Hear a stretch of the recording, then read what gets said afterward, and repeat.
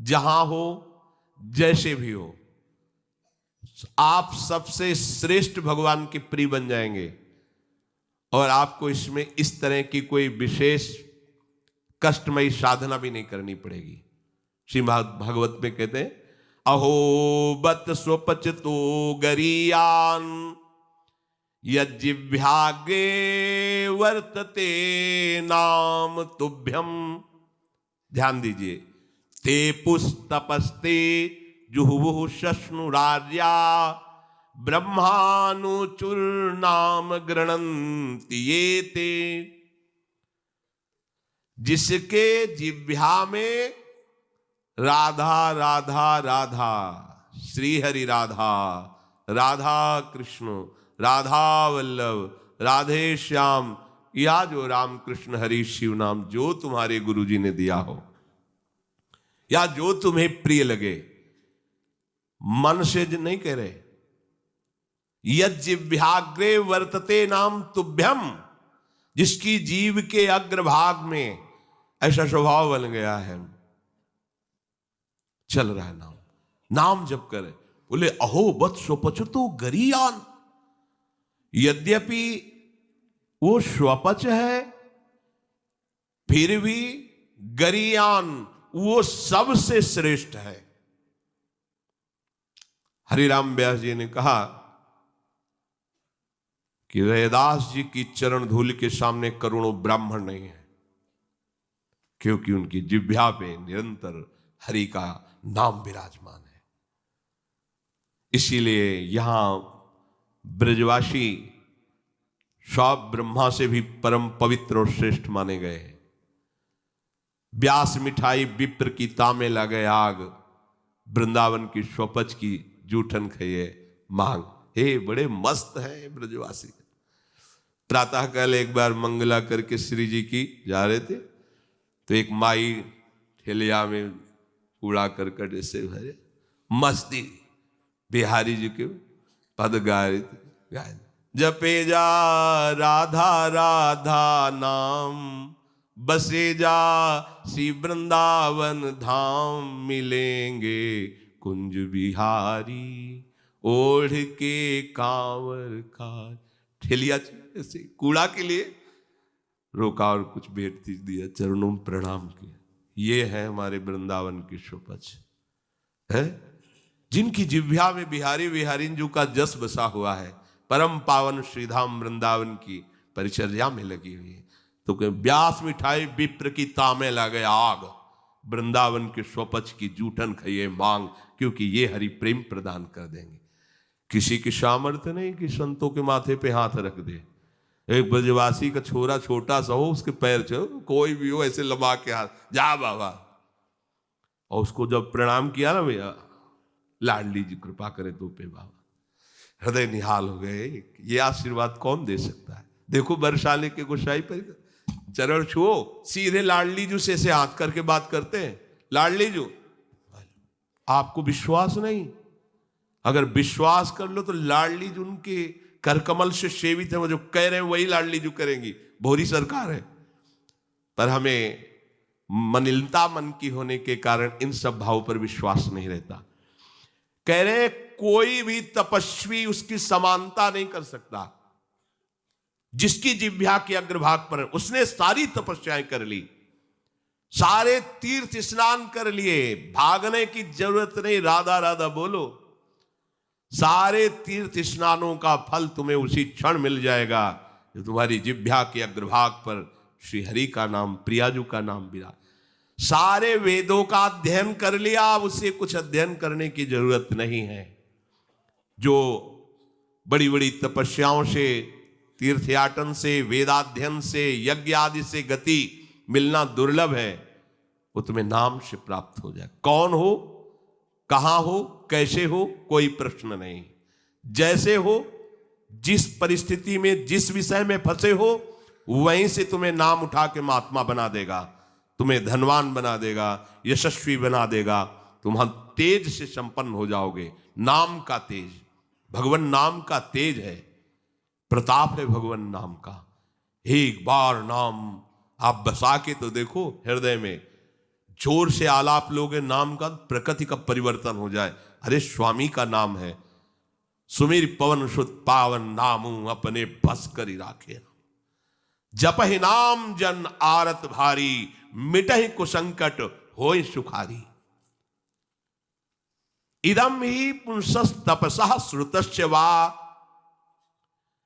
स्विष्टस्य सूक्तस्य च बुद्धिदत्तयोः। अविच्युतोऽर्थः कविभिर निरूपितो, यदुत्तम श्लोक गुणानुवर्णनम। बड़े बड़े वेदनिष्ठ ब्रह्म ऋषियों ने निश्चय किया है कि भगवान के नाम का निरंतर जप गुण कीर्तन, इससे बड़ा कोई तप नहीं है, कोई वेदाध्ययन नहीं, कोई यज्ञ नहीं, कोई ज्ञान या कोई दान इससे बढ़कर के नहीं है। बस प्रभु के नाम में तुम्हारी प्रीति हो जाए। कलिम सभाजयन्त्यार्या गुणज्ञाः सारभागिनः, यत्र संकीर्तने नैव सर्वः स्वार्थो भी लप्यते। न हृतः परमो लाभो देहिनां भ्राम्यतामिहि, यतो विन्देत परमां शांतिम नश्यति संस्कृति। ये कलिकाल किसी को बख्शेगा नहीं, अगर नाम जप नहीं तो बुद्धि को भ्रष्ट कर देगा। इसका प्रभाव है कपट, चतुरता, बेईमानी और पापाचरण में रति, इसका प्रभाव है। कली इन दोषों से संपन्न है, पर एक इसका महान गुण है, जिसकी जिह्वा पे प्रभु का नाम होगा, इसके कोई भी दोष उसका स्पर्श नहीं कर सकते, और कली स्वयं भयभीत हो जाता है जिसकी जिह्वा पे नाम है। इसकी एक बड़ी प्रशंसा है, 10,000 वर्ष तपस्या करने पर जो फल मिलता है, 24 घंटे निरंतर नाम जप करने से मिल जाएगा। कलयुग की ये विशेष महिमा है। हम लोगों को भगवत प्राप्ति बड़ी सहज है। दाहिने पैर के अंगूठे के बल हाथ उठा के ऊपर से, बोले कितने वो 10,000 वर्ष, ऐसे 10 सेकंड नहीं खड़े हो सकते अपने लोग, नहीं, दाहिने पैर के अंगूठे के बल हाथ उठा के 10 सेकंड नहीं खड़े हो सकते। और वो अवश्य भगवान की प्राप्ति की बात नहीं कही गई, वो अलग अलग कामनाओं की अलग अलग लक्ष्य। 24 घंटे नाम कीर्तन करने से वो फल प्राप्त हो जो उनको 10,000 वर्ष ऐसे करने से। कलयुग का बड़ा प्रताप है। जो तुम स्वार्थ की पूर्ति चाहते हो या परमार्थ की पूर्ति चाहते हो, या तुम रोग का नाश चाहते हो, तो एकमात्र उपाय है भगवान के नाम का निरंतर जप करो। निरंतर शब्द में बड़ी कठिनता है। महात्मा जन इसी का प्रयास करते। अव्यावृत भजनात्, ये सिद्ध अवस्था है निरंतर भजन। आपसे निरंतर ना हो तो थोड़ी थोड़ी देर में स्मरण करने का अभ्यास बना लीजिए। एक बार सत्संग में कि अगर 5 मिनट में एक बार राधा बोल दो, कि हर 5 मिनट में एक बार राधा बोलना है। राधा 5 मिनट फुर्सत करो, चिंतन या कार्य जो कर रहे हो, पर 6वां मिनट न लगने पावे, फिर 5 मिनट राधा।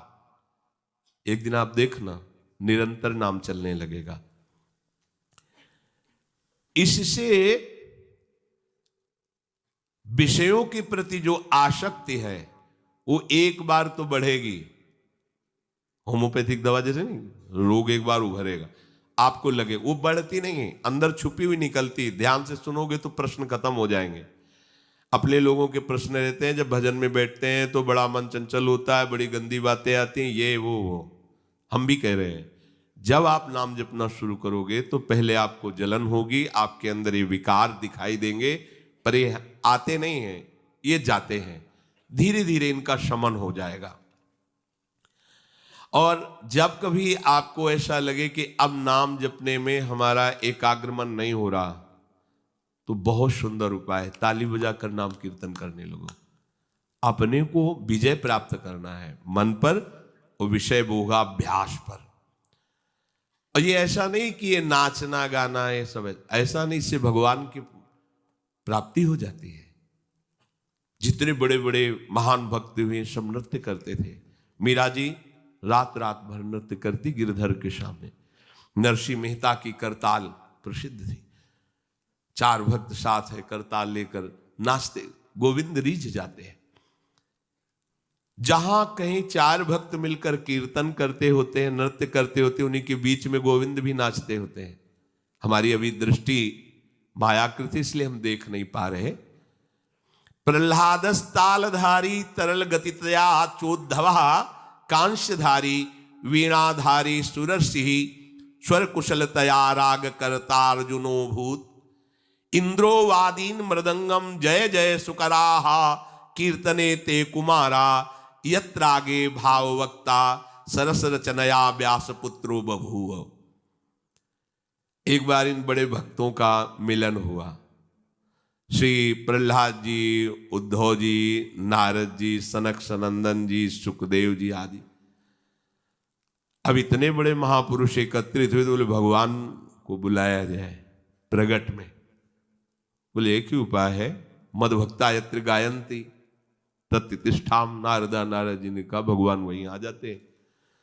तो श्री प्रहलाद जी ने ताल देना प्रारंभ किया। ये भगवान को बहुत प्रिय है।